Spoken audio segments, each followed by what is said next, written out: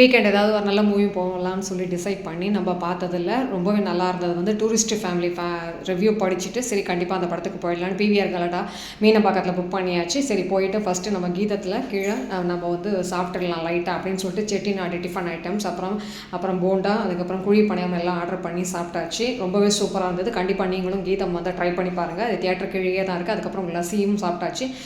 அதுக்கப்புறம் நம்ம தியேட்டருக்கு போகலான்னு முடிவு பண்ணி தியேட்டருக்கு போனோம். பார்த்தா அந்த பிவிஆர் ஐநாக்ஸ் கிட்டத்தட்ட அங்கே நிறைய ஸ்க்ரீன்ஸ் இருக்குது. ஆல்ரெடி நம்ம இது போன தியேட்டர் தான். ரொம்பவே சூப்பராக இருக்கும். சீட்ஸ் எல்லாம் நீங்கள் பார்த்தீங்கன்னா புஷ் பேக் இருக்கும். ஸோ வயசானவங்களும் உட்காந்துட்டு பார்க்குறதுக்கு சௌரியமாக இருக்கும். இந்த படம் ரொம்பவே நல்லா இருக்குன்னு சொல்லிட்டு யூடியூப்பில் நான் ரிவ்யூ பார்த்தேன். அதனால் கண்டிப்பாக போய் பார்க்கலாம். ஏன்னா சசிகுமார் சார் படம்னாலே கொஞ்சம் நல்லா ஸ்டோரிஸ் இருக்கும். மோர் தென் தட் சிம்ரன் மேடம் ரொம்ப நாள் கழிச்சு இந்த படம் நடிச்சிருக்காங்க. அதனால் இந்த படம் பார்க்கலான்னு சொல்லி முடிவு பண்ணி பார்த்தோம். ஆனால் சும்மா சொல்லக்கூடாதுங்க, படம் ரொம்பவே சூப்பராக இருந்தது.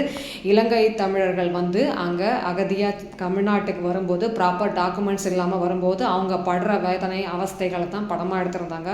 ரொம்ப சூப்பராக இருந்தது. சசிகுமார், சிம்ரன் எல்லாருமே எக்ஸலண்ட்டாக நடிச்சிருந்தாங்க. சசிகுமார் சாருக்கு இது நல்ல பிரேக் த்ரூன்னே சொல்லலாம். சிம்ரன் மேடம் கேட்கவே வேண்டாம், தூக்கி சாப்பிட்டாங்க. கண்டிப்பாக இந்த மூவியை நீங்களும் குடும்பத்தோடு பார்த்து என்ஜாய் பண்ணுங்கள். உங்களுக்கு இந்த வீடியோ பிடிச்சிருந்தா லைக் பண்ணுங்கள், என்னோட சேனல் சப்ஸ்கிரைப் பண்ணுங்கள். தேங்க்ஸ் ஃபார் வாட்சிங்.